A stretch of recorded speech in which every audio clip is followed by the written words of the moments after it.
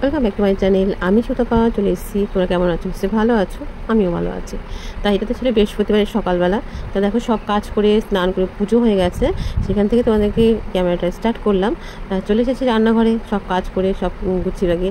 আর এখান থেকে তো আমি মানে এই রান্নার জায়গাটাতে আমি যেন শান্তি পাই, মানে একটু বসে থাকি না, চলপিকে মধ্যে ঘুরপাক খেতেই থাকি।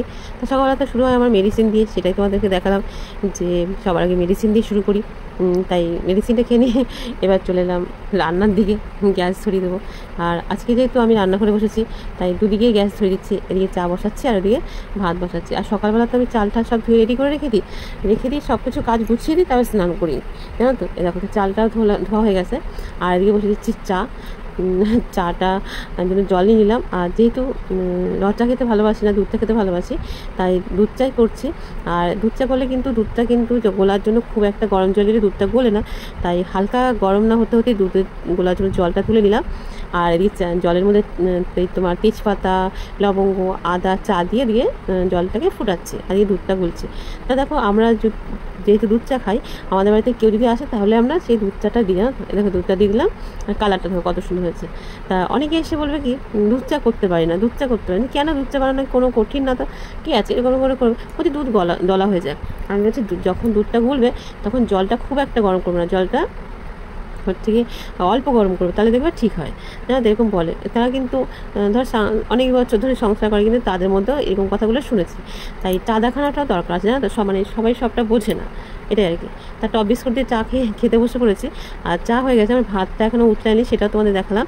আর এদিকে যেহেতু চা হয়ে গেছে, গ্যাসটা ফাঁকা হয়ে গেছে, এদিকে বসিয়ে দিচ্ছি আলু ভাজার জন্য কড়াই। আর কড়াই গরম করে দিলাম সর্ষের তেল রান্না করতে ভালোবাসি, খেতে ভালোবাসি, খাওয়াতে ভালোবাসি, তার জন্য নুন হলুদ দিয়ে আলু ভাজাটা করছি, সেটা তোমাদের দেখালাম। শুরু থেকেই দেখাই, চেষ্টা করি মাঝে মাঝে মানে যেটা করি সবটা তো তুলে ধরতে পারি না, তারই মধ্যে চেষ্টা করি তোমাদের দেখাতে। আর প্রতিদিন কী বা ভিডিও দেবো বলো, তাই যেরকম করি সেরকমভাবেই তোমাদের সামনে চলে আসি। দেখো তা আলু ভাজা তো হয়ে গেছে, দিয়ে আলুটা তো তুলবো, তাই হচ্ছে যেটা দেখালাম। আর তারপরে সেদিকে যেমন চিকেন নিয়ে এসেছিলো, তা সলিড চিকেন অনেকগুলো ছিল। সলিড চিকেন আমাদের বাড়িতে কেউ খায় না, জানো তো। তার জন্য ওটাকে রসুন দিয়ে আদা দিয়ে পেস্ট করে রেখেছিলাম। আর এদিকে সেই পেস্ট নিয়ে নিলাম, তার মধ্যে একটু ময়দা নিয়ে নিচ্ছি, তার মধ্যে তোমার হলুদ, জিরে, লঙ্কা, তেজপাতা বলছি, ধনে পাতা, সব কিছু দিয়ে ভালো করে মেখে নিয়েছি, লবণ টবণ দিয়ে, জানো তো। দিয়ে এবার ছোটো ছোটো করে পকোড়ার মতো ভাজছি। সত্যি যেন খেতে মানে খুবই ভালো হয়েছিল। এই দেখো উল্টে পাল্টে সবগুলো লাল লাল করে একটু ভেজে নিলাম, সেটা তোমাদেরকে দেখালাম। একটা থালার মধ্যে আলু ভাজা, তোমার পকোড়া ভাজা তুলেছি। আর এদিকে দেখো আলু আর কুমড়ো, যেটা তোমাদের দেখালাম, এটা ছবিটা আরও আগে দিলে ভালো হতো, তার মধ্যেখানে দিয়ে ফেলেছি। যেহেতু আজকে ভেবেছিলাম আলু আর কুমড়োই রান্না করবো, আর অন্য কিছু রান্না করবো না, তার জন্য। তা দেখো এদিকে নিয়েছি মুগ ডাল, আর মুগ ডালটা ভাজা বসিয়ে দিচ্ছি। আর মুগ ডালটা তো না ভাজলে যেমন ফ্যান একটা হয়, যেমন আমি প্রথম যখন বিয়ে হয়ে এসেছি এরকম, তখন আমি আমার দেওর আর আমার বর থাকতাম। তা এরকম মুগ ডাল খেতে চাইতো, ভালো কথা। মাকে দেখতাম মুসুর ডালটা ধুয়ে অন্য মানে কড়াইতে জল বসিয়ে দিয়েছে, তার মধ্যে ঢেলে দিত। এবার আমিও সেটাই জানি, মুগ ডালটাও ধুয়ে সেটাই সেরকমভাবে করে মুসুর ডালের মতো। এটা যে ভাজতো সেটা আমি জানতাম না, সেটা আমি জেনেছি অনেক পরে, জানো তো। আর এমন দিন গেছে যে মুগ ডাল রান্না করতে গিয়ে আমি 250 তেলও দিয়ে দিয়েছি। মানে 3 জনের রান্নার কতটা হবে, মানে ধরো 100 ডাল রান্না করে দুবেলা হয়ে যাবে, সেই 100 ডালের মধ্যে আমি 250 তেলও দিয়েছি। তাও বলে কি তুমি ডালের মধ্যে কি ফ্যান মিশাও? বলছি কেন ফ্যান মিশাতে যাবো, জানো। তারপরে একদিন জানতে পারে যে মুগ ডাল এরকম ভাজা করে ধুয়ে সিদ্ধ করতে হয়, সিদ্ধ করে নিয়ে ঘেটে এরকম জল দিতে হয়, তারপরে নুন হলুদ দিয়ে ফোটাতে হয়। আবার যা দেবো সে মূলো দিই বা কুমড়ো দিই, যাই কিছু দিই সেটা দিয়ে ফোটাতে হয়, তারপরে সোমবার দিতে হয়, জানো। পরে জানতে পেরেছি। তাই দেখো ডালটা তো ফুটে মানে সিদ্ধ হয়ে গেছে, গরম জল দিয়ে তার মধ্যে তোমার জিরে গুঁড়ো, নুন, হলুদ, লঙ্কা, আদা সব দিলাম, যেহেতু মুগ ডাল তো দিতেই হবে। আর দিয়ে একটা কুমড়ো নিয়েছি, কুমড়োটা ডুমো করে কেটেছি, তার মধ্যে ওইখান থেকে মানে একটুখানি ভাজার জন্য কেটেছি। তাই দিয়ে ডালটা ফুটতে থাকুক, কুমড়ো সিদ্ধ হতে থাক, হলুদটাও সিদ্ধ হয়ে যায়, ততক্ষণ আমি এদিকে কড়াইতে ওই যেই বাদবাকি কুমড়োটা সেটা নুন হলুদ মাখিয়ে ভেজে তুলে নিচ্ছি। আর আমার জানো তো কুমড়ো ভাজা খেতে খুব ভালো লাগে, ডাল দিয়ে ভরি কুমড়ো ভাজা খেতে খুব ভালো লাগে। আর এই যে ডাল দিয়ে আজকে কুমড়ো রান্না করছি, এটা খেতেও খুব ভালো লাগে। আমি আজকে দ্বিতীয়বার করছি, জানো তো। আমি শুনেছি কোনোদিন করিনি, কিন্তু এনে দ্বিতীয়বার করলে খুবই ভালো লাগে। তা দেখো এদিকে ওই কুমড়ো ভাজা তুলে নিয়ে তেজপাতা, শুকনো লঙ্কা আর সাদা দিয়ে দিলাম, দিয়ে ডালটা ঢেলে দিলাম, ফোড়নটা হয়ে গেল।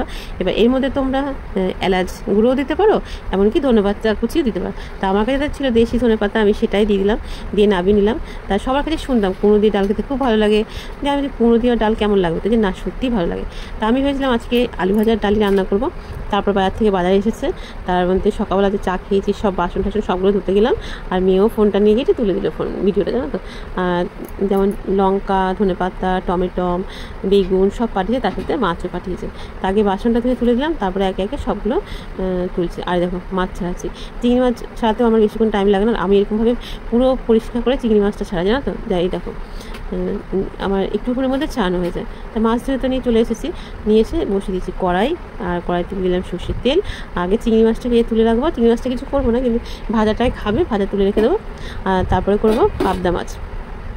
আর পাবদা মাছটা ভাজার আগে আমি চিন্তা করছি পাবদা মাছটা তো ভাজবো, তাহলে হচ্ছে গিয়ে কী ঢাকা দেবো, তো মানে যখনই তেলের উপর দেবো তখনই তো মানে বোম ফাটার মধ্যে ঠাস ঠাস করে ফাটতে থাকবে, বুঝতে পারছো। তাই জন্য দেখো সব মাছগুলো তো একটার মধ্যেই রেখেছি ভাজাভুজি, আলু ভাজা, কুমড়ো ভাজা, সব কিছু ভাজা টাজাগুলো একটার মধ্যেই সব থালার মধ্যে সুন্দর করে রেখেছি। আর এদিকে পাবদা মাছগুলো আমি হচ্ছে গিয়ে মানে নেটের ঝুড়ি দিয়ে মানে চাপা দিয়ে ভাজছি, বুঝতে পারছো। তা মাছ ভেজে তুলে নিয়ে তার মধ্যে দিলাম সাদা জিরে, দিয়ে দিলাম শুকনো লঙ্কা, দিলাম তেজপাতা। আর হচ্ছে গিয়ে অনেকে কালো জিরে দেয়, আমাদের বাড়িতে কালো জিরেটা অতটা কেউ পছন্দ করে না বলে আমি সাদা জিরে দিয়ে করি, জানো তো। আর করবো মাছের তেল ঝাল, যেহেতু ডাল করেছি তাই জন্য করবো মাছের তেল ঝাল। দেখো তাই ওর মধ্যে টমেটো দিয়ে সব কিছু মশলা দিয়ে তো আমি কষিয়ে নিচ্ছি। কষিয়ে নিয়ে যতক্ষণ তেল ছাড়া কষাতে থাকবো, হয়ে গেলে পরিমাণ মতন জল দিয়ে দেবো। আর মাছ তো ভেজে নিয়েছি কড়া করে, ওই মাছটা তারপরে ঝোলটা ফুটলে মাছটা ঝোলের উপরে দিয়ে একটু ভালো করে আবার ফুটিয়ে নেবো। আর এখনকার দিনে তো দেশি ধনেপাতা খেতে বেশি ভালো লাগে, তাই দেখো ঝোলটা দিয়ে ফুটিয়ে নিয়ে এবার ধনেপাতা দিয়ে নামিয়ে নেবো, দেখতে পাচ্ছ। নাবিনের সব রান্না হয়ে গেছে, আবারও চলে গেছি বাসন মাজতে। আর যেহেতু মেয়ে আছে দাঁড়াও একটা ছবি তুলে নিই, ছবি তুলে নিল। তারপর তোমাদের সামনে আর আসিনি, ভেবেছিলাম বিকেলবেলা একটু ঘুরতে যাবো, সেটা যাওয়া হয়নি। তার ছেলে থেকে কাজগুলো করেছে, দেখো ছবি তুলে নিয়ে এসেছে, সেটা তোমাদের দেখালাম। ওই ছবিগুলো মিয়ামোড়ের, সোনার দোকানের, আর বেরিয়েছিল পজিশন, জানো তো। আগে কোনোবার বেরোতো না, এবারই প্রথম পজিশন বেরিয়েছিল। তা বেরোবো করে বেরোনো হয়নি। তো ছেলেকে বলছি তুই তো বাইরে থাকিস, তাহলে তুই তো একটু তুলে দিতে পারিস, আমার বন্ধুদেরকে দেখাতে পারি। তাই দেখো ওই তুলে নিয়ে এসেছে, সেটা তোমাদের সঙ্গে দেখাচ্ছি। রাস্তার মধ্যেখানে পজিশন দাঁড়া করিয়ে নাচ হচ্ছে, কালী ঠাকুর আর শিব ঠাকুর সেজেছে, সেটা নাচ হচ্ছে। তারপরে চারিদিকে যেমন থাকে সেরকম সব আছে, আর সবাই রাস্তার মধ্যে দাঁড়িয়ে দেখছে। তাই দেখো কি ভালো লাগছে না। তাই গেলে হয়তো আরেকটু ভালো করে বেশি তুলতে পারতাম, যেমন ছেলে তুলে নিয়ে এসেছে সেটাই তোমাদেরকে দেখালাম। মানে এরকম অনেক পজিশন হয়েছে, এরকম এই একটা মানে মডেল বেরিয়েছে। তারপর বড় বড় লাইটিং সব অনেকই রকম মানে যেমন হয় আর কি, সেরকম সব বেরিয়েছে দেখো। তাই কিছুটা তোমাদের দেখালাম, ছেলে তুলে দিচ্ছে সেইখান থেকে। কেমন লাগলো তোমরা অবশ্যই বলো, ঠিক আছে। আর ভিডিওতে ভয়েস সঙ্গে সঙ্গে দিলে আমার সেটা ভালো হয়, পরে ভয়েস দিতে কি আমি যে কী বলি না বলি আমি কিছুই জানি না। ভিডিও দিতে একটু দেরি হচ্ছে, তাই তোমরা একটুখানি দেখে নিও। আর তোমরা আমার পাশে থেকো, আমিও তোমাদের পাশে আছি। আর কেমন লাগলো সেটাও বলো। তাহলে সবাইকে অনেক অনেক ভালোবাসা। তোমরা দেখতে থাকো ভিডিওটা। তাহলে আজকের মতন আসি। আর নতুন বন্ধুরা চ্যানেলকে সাবস্ক্রাইব করে দিও, নতুন বন্ধু পুরনো বন্ধু সবাই পাশে থাকো। সবাই সুস্থ থেকো, ভালো থাকো, টাটা।